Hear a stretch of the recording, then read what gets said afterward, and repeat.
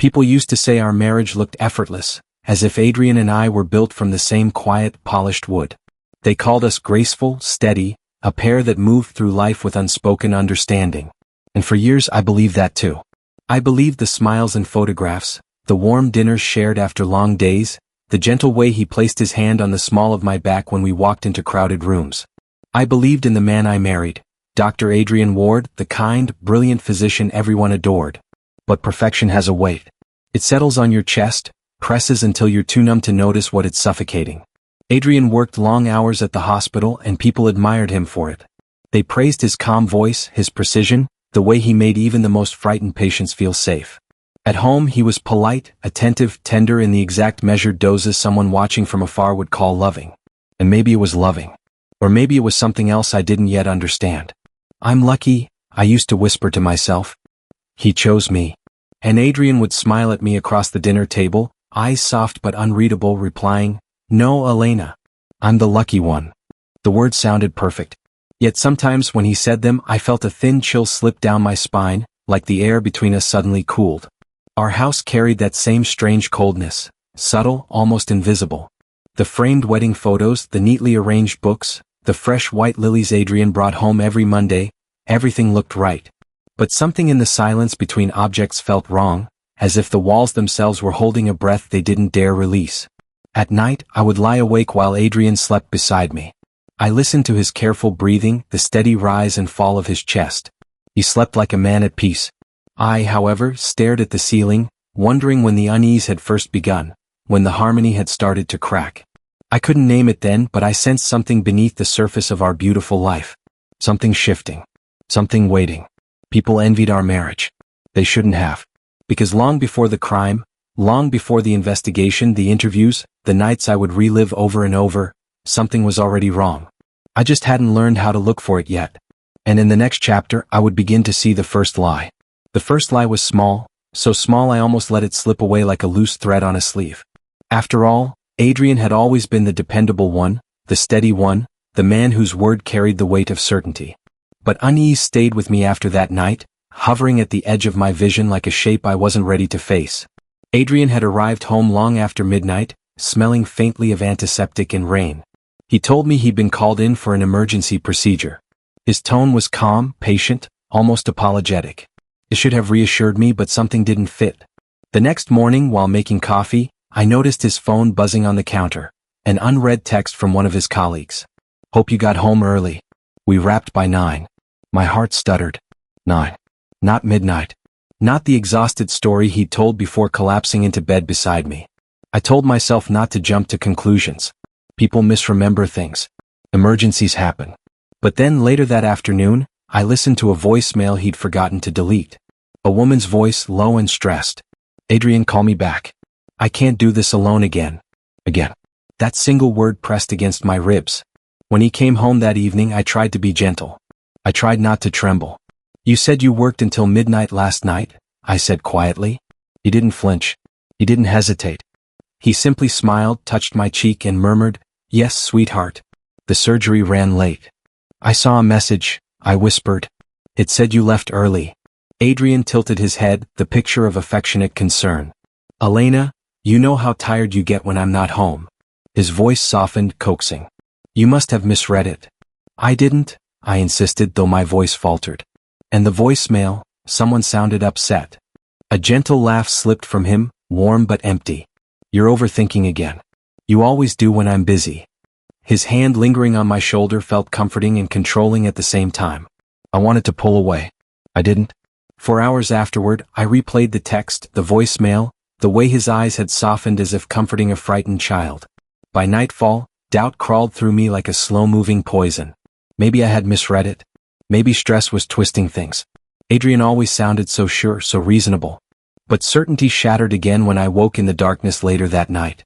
Adrian stood beside the bed, motionless, watching me sleep, his face hidden in shadow, his breathing eerily calm.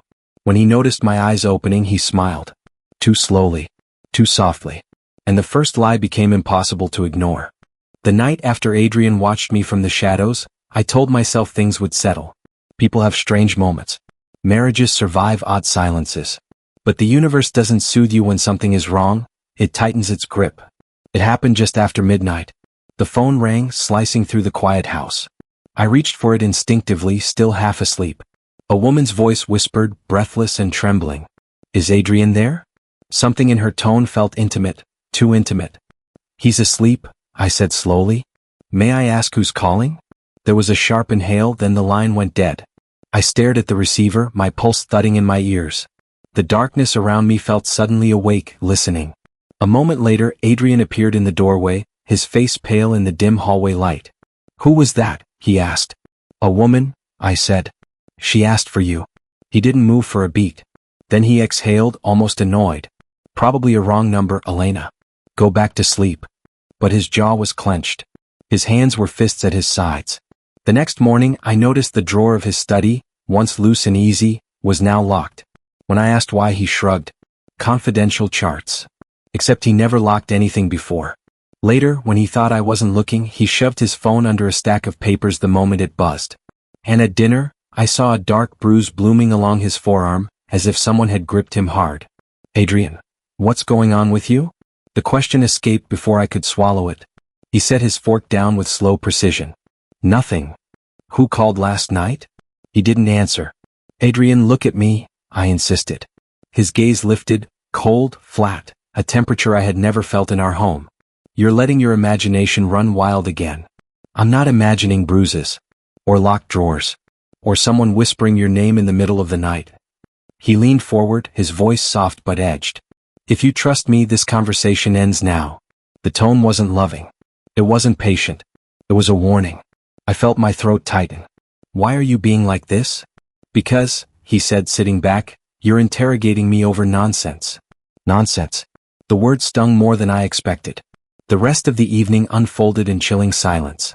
Adrian retreated to his study, leaving me alone with the weight of everything unsaid. I sat in the darkened living room, the echo of the stranger's voice replaying like a distant alarm I couldn't shut off. The phone didn't ring again that night. But the next day I followed him. And that's when I found the abandoned clinic that I hadn't planned to follow him. But when Adrian left before sunrise, moving with a tense urgency he didn't bother to explain, something inside me snapped awake. By the time he pulled out of the driveway, I was already gripping the steering wheel of my own car, heart shaking beneath my ribs. He didn't drive toward the hospital. He didn't drive anywhere familiar. Instead, he took the old highway leading out of town, past shuttered storefronts and the lonely stretch of road everyone avoided. Rain began to fall, thin at first, then harder, drumming against my windshield like impatient fingers. After 20 minutes, he turned into the parking lot of a building I recognized only vaguely, the old Briarwood Behavioral Clinic. It had been shut down years earlier after funding issues. Adrian had mentioned working there once, briefly, but he always dismissed it as insignificant. Yet here he was. I parked a distance away, slipping out of the car, my coat pulled tight as rain soaked through the fabric. The clinic's windows were dark, streaked with water, the paint peeling in long curls. Still, a faint light glowed from one of the back rooms. Adrian stepped inside without hesitation. I crept closer, every nerve trembling. Through a rain-smeared window I saw him, and someone else. A woman. Her hands shook violently as she pointed at papers spread across a table. She looked desperate, frantic, her hair plastered to her face as if she'd come in from the storm just moments earlier. Their voices filtered through the cracked frame. "You promised me," the woman cried. "You said you'd fix this, Adrian." His reply was low but razor sharp.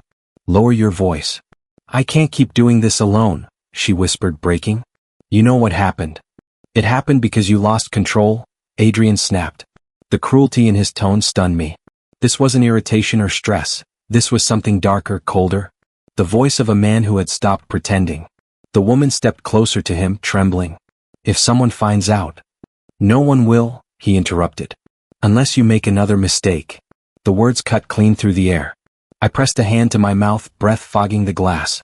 The rhythm of the rain felt louder, harsher, as if the sky itself recoiled from what it heard. Adrian turned suddenly, and for a terrifying second I thought he'd seen me. But he only closed the blinds, leaving me staring at my own reflection in the wet glass, wide-eyed, shaking, terrified of the man I thought I knew. I backed away, soaked and trembling, a single truth echoing inside me.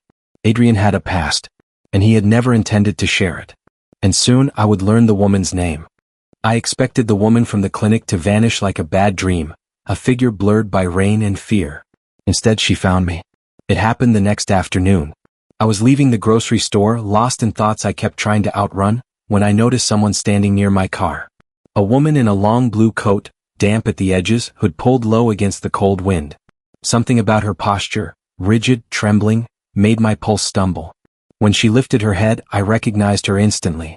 The same haunted eyes, the same frantic energy I'd seen through the clinic window. "Don't be afraid," she said, though her voice trembled so much it sounded like pleading. "My name is Mara. Mara Ellison." The name meant nothing to me. Yet something in her expression made me feel as though it should. I took a cautious step back. "You shouldn't be here." "I had to find you," she whispered, glancing over her shoulder as if expecting someone to appear. "He'll lie to you. He always lies." Cold wind swept between us, rustling the hem of her blue coat. She looked lost, hollowed out. But her eyes were sharp, too sharp. "What do you want from me?" I asked quietly. Mara swallowed hard. "To warn you." "About what?" She hesitated, tears gathering at the corners of her eyes. "Adrian." She said his name like it hurt her mouth. "You think you know him, Elena. You don't." My stomach tightened. "You're mistaken. My husband did things," she interrupted, voice cracking. "Things he shouldn't have. Things he was supposed to be punished for. And he wasn't." Her hands shook violently as she wiped her face. "They made him leave Briarwood because of me. Because of what happened." I stared at her, unable to speak. Rain began to fall again, cold drops sliding across her pale cheeks like the sky was crying through her. "Please listen," she whispered. "He's not who you think he is. He did things you don't know about. Things he'll do again." Her breath was visible in the icy air, coming too fast, too shallow. She stepped closer, lowering her voice. "You're in danger. Whether you believe me or not." My heart hammered painfully. I wanted to shout at her, tell her she was wrong, that Adrian could never hurt me. But the words wouldn't come. Instead I whispered, "Why are you telling me this?" Mara's eyes filled with something like remorse. "Because I should have told someone sooner." Before I could ask what she meant, she backed away, disappearing into the gray afternoon like a ghost dissolving into fog. I stood there long after she was gone, clutching the cart handle, breath shaking. I didn't believe her. I didn't want to. But her trembling hands haunted me all night. And the next storm would reveal even more. The storm arrived earlier than forecasted, heavy, angry rain that rattled the windows and made the house feel smaller than ever. I tried distracting myself with chores, but Mara's warning clung to me like cold fingers tracing my spine. Every creak of the walls, every shift of the wind felt like a question I didn't want answered. Adrian was unusually quiet that evening. He sat in the living room staring at nothing, hands clasped too tightly. When I asked if he was all right, he simply nodded without looking at me. Outside, thunder rolled like something enormous waking up. Then the lights went out. A sharp snap echoed as the house plunged into darkness, swallowing everything at once. I gasped, heart racing. The silence that followed wasn't empty, it pulsed as if the entire house was holding its breath.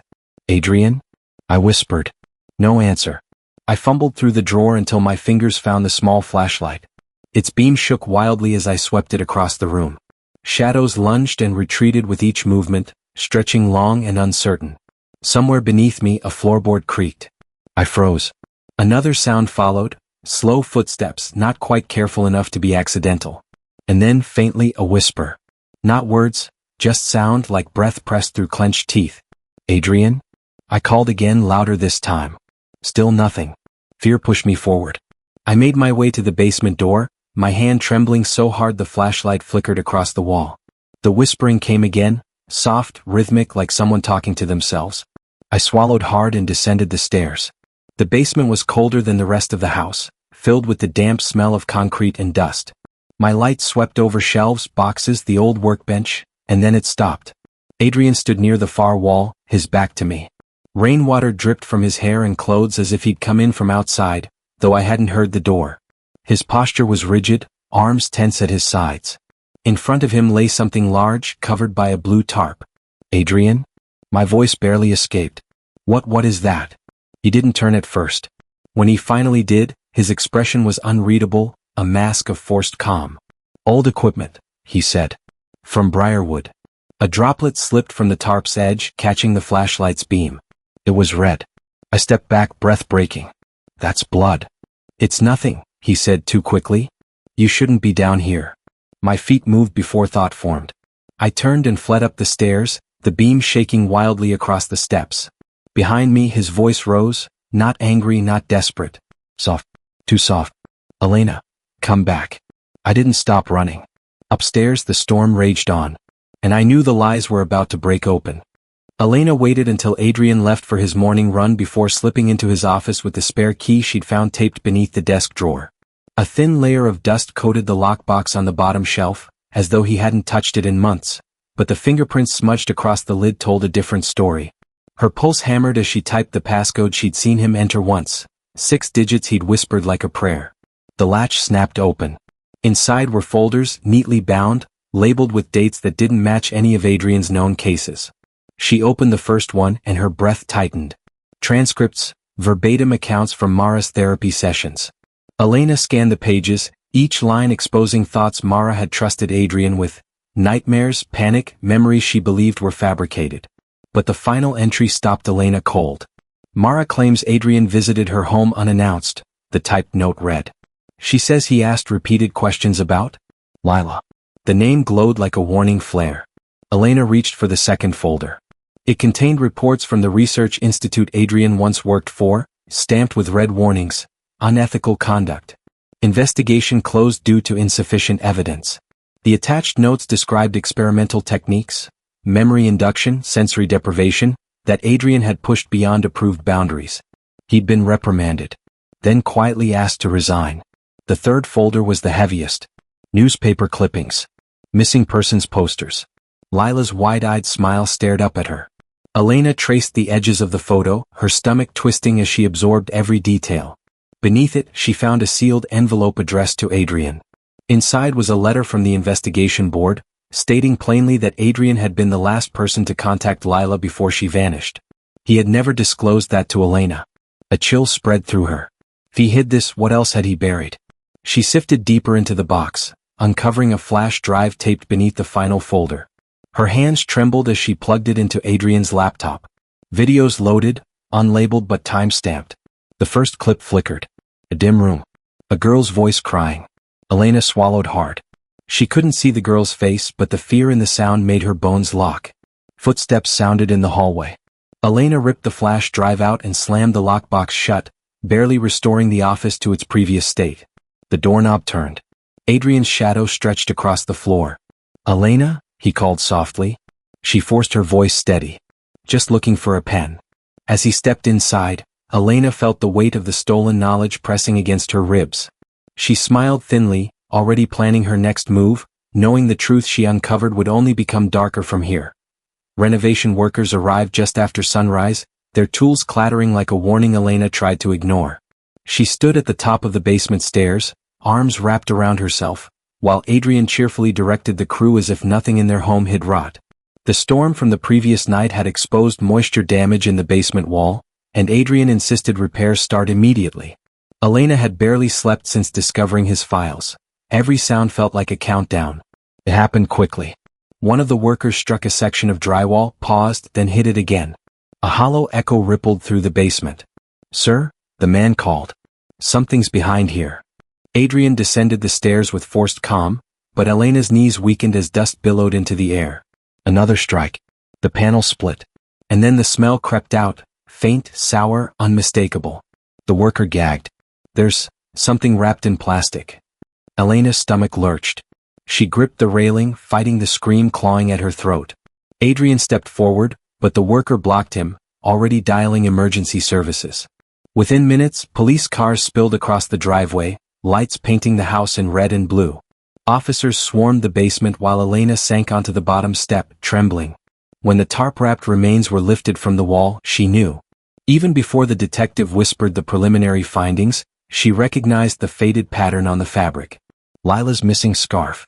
Elena pressed a hand to her mouth, tears burning her eyes.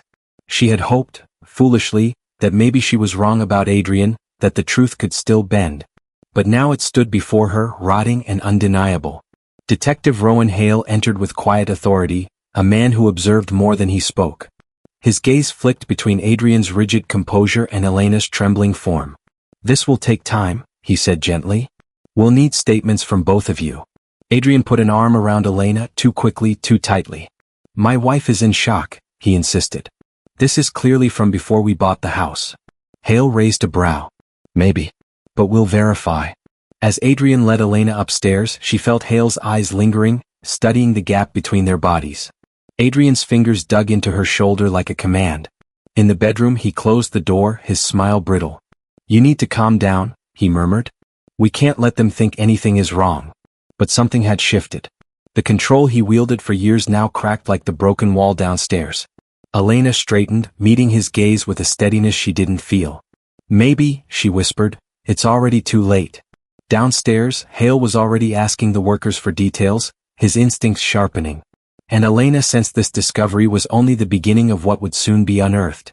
And in the rising quiet of the house, Elena felt a dangerous resolve forming, colder and sharper than fear itself now.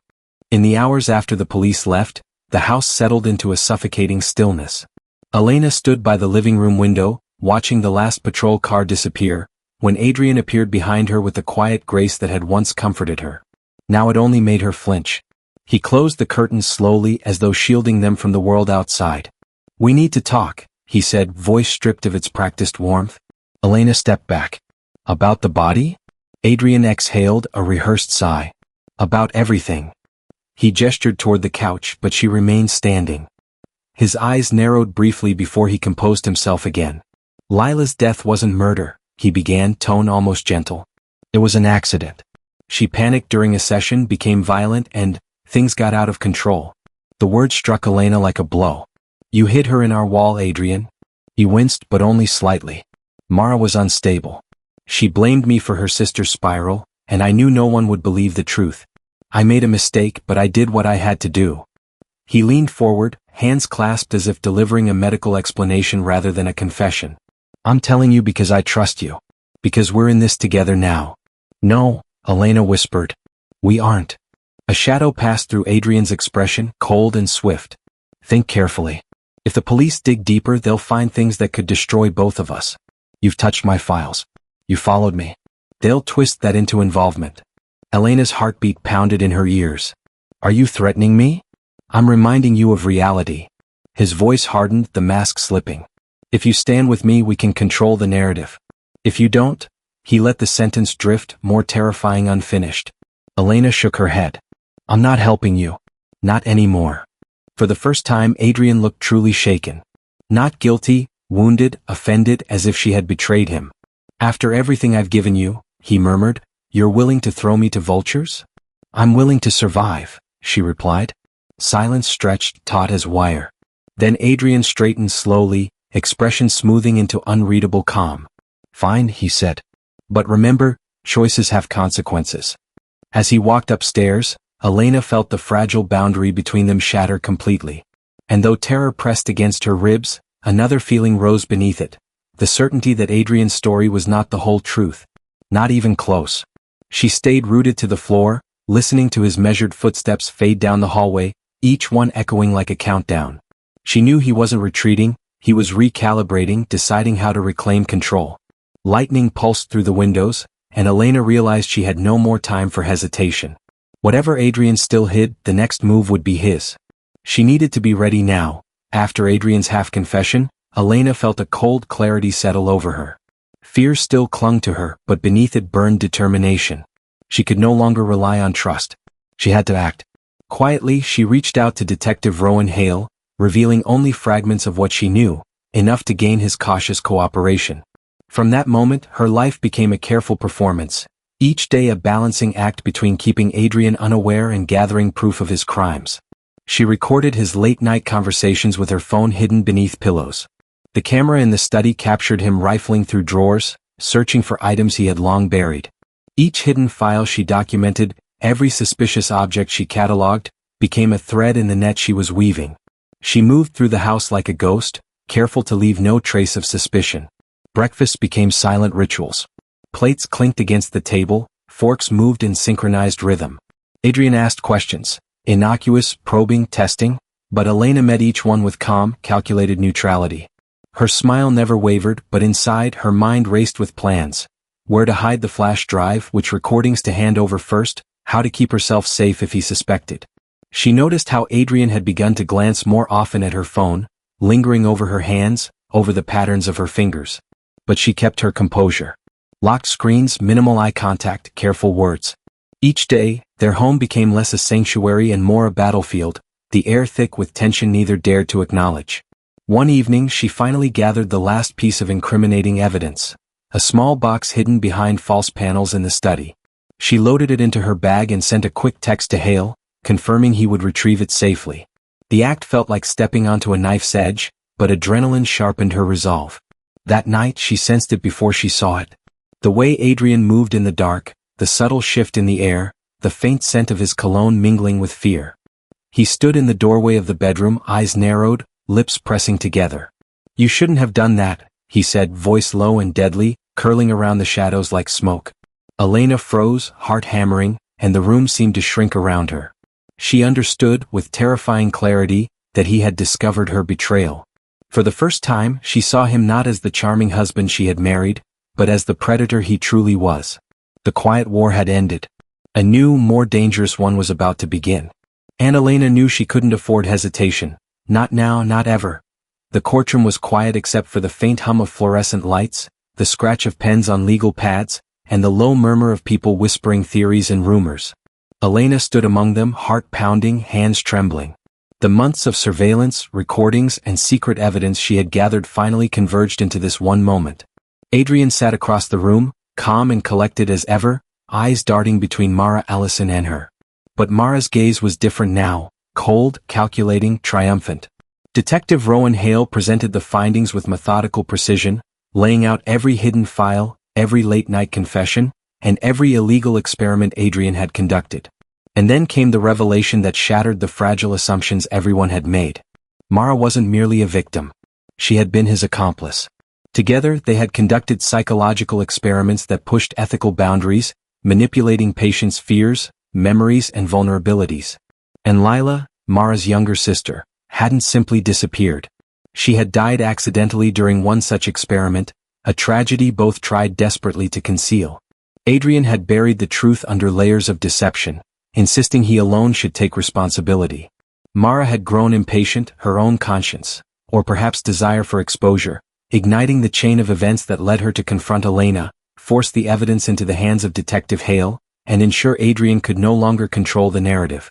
Elena's cooperation with the police became the decisive factor. Her recordings, hidden evidence, and meticulous documentation corroborated Mara's testimony while revealing the full extent of Adrian's manipulation and deceit. Step by step, the investigation unraveled the carefully maintained facade of Adrian's life, leaving him exposed, vulnerable, and finally, utterly defeated. The judge's gavel fell multiple times, confirming the sentences. Adrian would spend years behind bars. Mara faced charges too, though her complicity earned her a reduced sentence thanks to her cooperation. Elena watched both of them, once central to her world, now reduced to pieces of a dark story she had survived. Stepping out of the courthouse, the cold air hit her face like a baptism. Reporters' cameras flashed, questions shouted over each other, but Elena barely heard them. Her eyes lingered on the horizon. She was free, yet her soul bore the scars of every secret, every lie, every moment she had once hesitated. She breathed deeply, whispering to no one in particular. "I didn't survive his crime. I survived the truth." And as she walked away from the courthouse steps, the wind carried the weight of that truth, heavy but unyielding, reminding her that survival wasn't just about life, it was about reclaiming it from those who tried to destroy it.